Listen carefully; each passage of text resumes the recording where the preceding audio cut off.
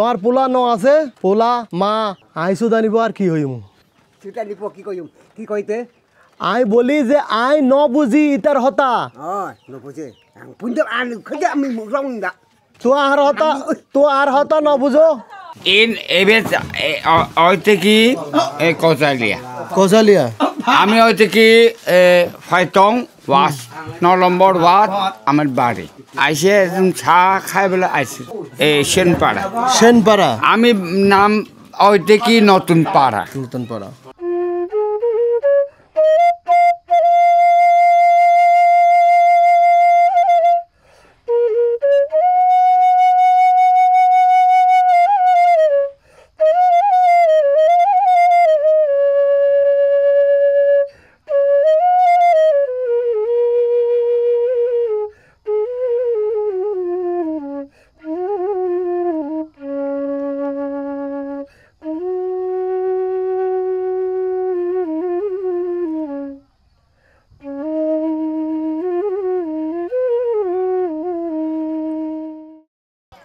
আপনার নাম কি ক্যাঙ্গুয়াই এই পাড়ার নাম কি চিয়নপাড়া এখানকার ম্যাক্সিমাম পাহাড়ি হচ্ছে মুড়ং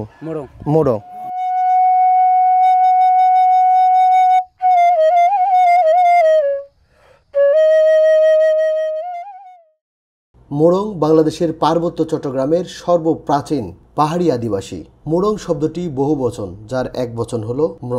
ম্র শব্দের অর্থ মানুষ, মানব জাতি, মানব সত্তা। ম্র ভাষায় ম্ররা নিজেদের ম্রোচ্চ বলে ডাকে। মোরংদের ভাষা মৌখিক। বর্তমানে মোচা বা ম্র বর্ণমালা আবিষ্কৃত হওয়ায় তাদের নিজস্ব লিখিত ভাষা রয়েছে। ম্র পার্বত্য চট্টগ্রামের সর্বপ্রাচীন পাহাড়ি আদিবাসীর একটি এবং বান্দরবন জেলার দ্বিতীয় বৃহত্তম জাতিসত্তা।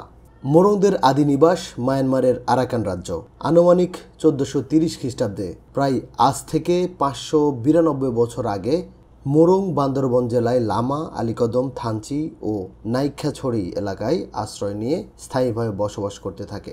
মোরং মূলত প্রকৃতি পূজারী হলেও অধিকাংশই বৌদ্ধ ধর্মাবলম্বী এবং খ্রিস্টান ধর্ম পালন করে। তবে কয়েক বছর আগে মোরংদের মধ্যে একটা নতুন ধর্ম ক্রামা আবির্ভাবের ফলে বর্তমানে মোরংদের একটি অংশ ক্রামা ধর্মের অনুসারী।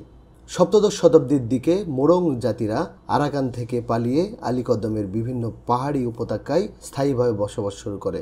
মোরং জাতিগোষ্ঠীর নিবাস বান্দরবন জেলায় সর্বাধিক। তাছাড়া রাঙ্গামাটি জেলাতেও মোরং জাতিগোষ্ঠীর নিবাস রয়েছে, তবে বান্দরবনের আলীকদম ও লামা উপজেলায় মোরংদের নিবাস সর্বাধিক। দর্শক, আজকে দেখাতে চলেছি মোরং জাতিগোষ্ঠীর পাহাড়ি জীবনধারা এবং তাদের ঘরবাড়ি কেমন, তাদের খাদ্যাভ্যাস এবং তাদের বাচ্চারা কিভাবে পড়াশোনা করে, এই বিষয়গুলো বিস্তারিত জানানোর চেষ্টা করব। আজকে বান্দরবন জেলার লামা উপজেলার লামা বাজার থেকে প্রায় 10 কিলোমিটার দূরে একটি মোরং জাতিগোষ্ঠীর পাড়া থেকে এই ভিডিওটি উপস্থাপন করছি।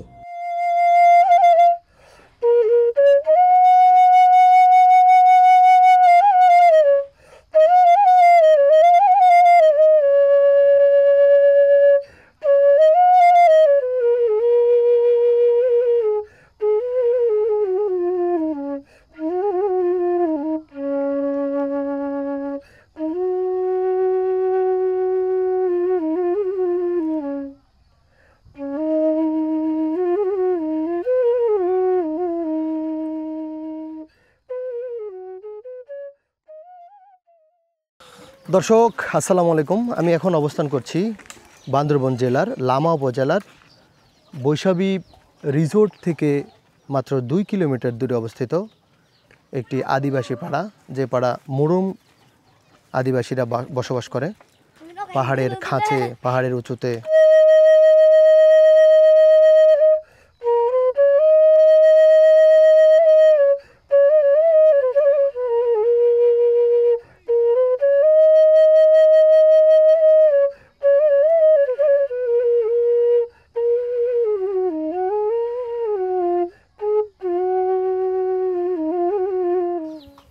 দর্শক, আরেকটা জিনিস দেখাতে যাচ্ছি।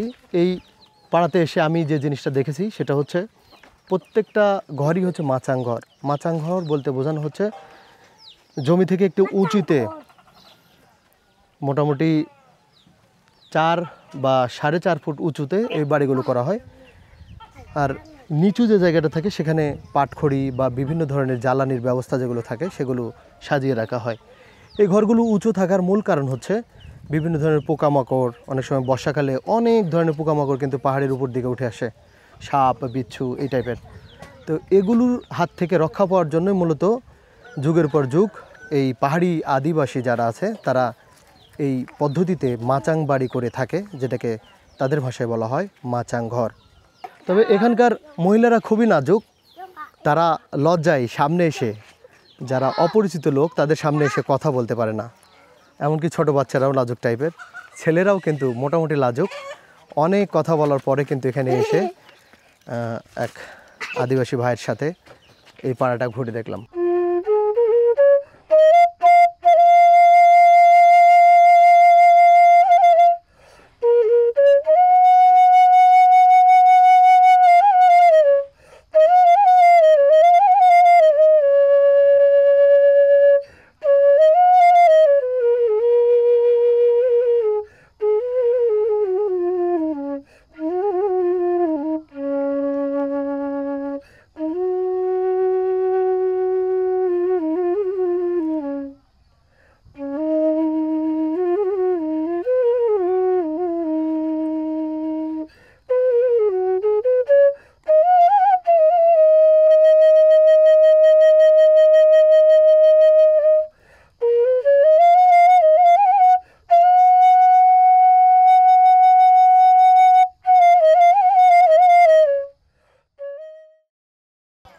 আপনার নাম কি? কাইংওই ক্যাংওয়াই।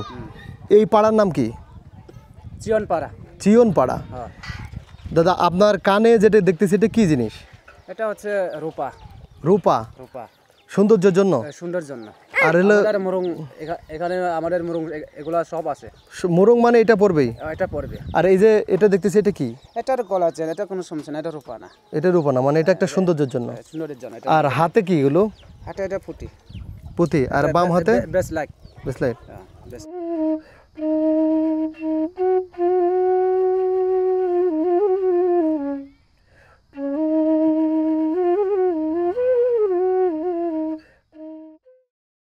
টোটাল কতগুলো পরিবার এই পাড়াতে? হবে এই 23 মতো হবে, 23 পরিবার মতো হবে। 23 পরিবার। 23 পরিবারে মোট কতজন মানুষ বলতে পারবেন? কতজন মানুষ এখানে টোটালি আমরা মোট করি নাই তো, এটা জানি না পরিবার তো, কিন্তু এখানে 23 পরিবার আছে। আচ্ছা, এটা আপনাদের পোষা? হ্যাঁ, পোষা না? শুকর আর কি। শুকর। এখানে তো অনেকগুলো পোষা শুকর আমরা দেখতে পাচ্ছি।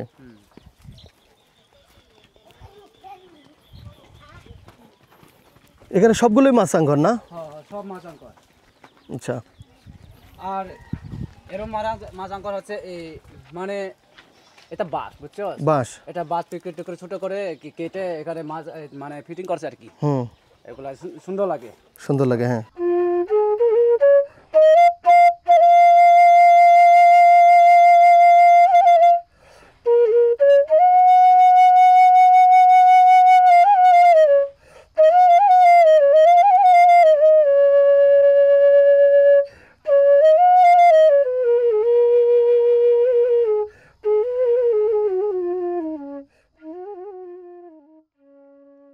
দর্শক, আমরা পাহাড়ি আদিবাসীদের দেখেছি ম্যাক্সিমাম ক্ষেত্রে পশুপালনের ক্ষেত্রে শূকর পালন করতে, কিন্তু এই মোরং পাড়াতে এসে আমরা দেখতে পেলাম গরু পালন করা হচ্ছে। গরু তাদের কাছে সম্মানের জায়গাতে কোন পর্যায়ে রয়েছে তা জানা নেই, তবে বাংলাদেশের অর্থনীতিতে এই গরু পালন অবশ্যই একটি মুখ্য ভূমিকা পালন করবে।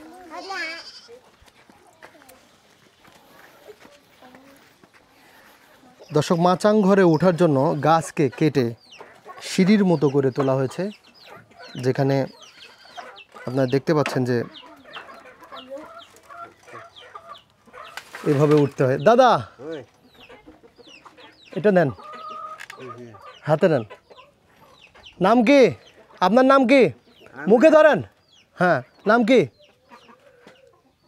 নাম আইলং। আইলং। আইলং। আচ্ছা, এখানে আপনার কে কে থাকে?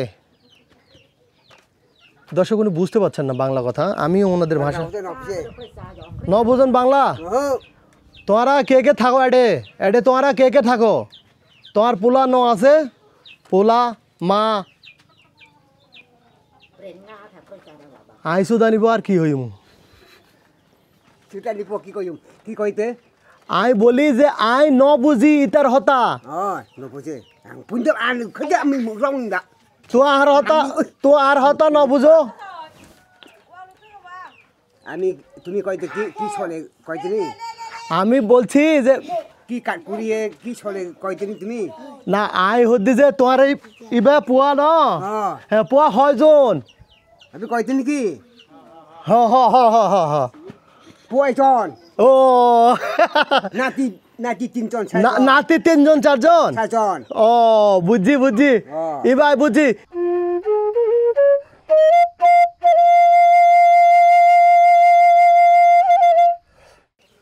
দর্শক কেমন লেগেছে এই আদিবাসী মোরং পাড়াটি অবশ্যই কমেন্ট করে জানাবেন ভালো লাগলে শেয়ারে বাটনে ক্লিক করতে ভুল করবেন না আসসালামু আলাইকুম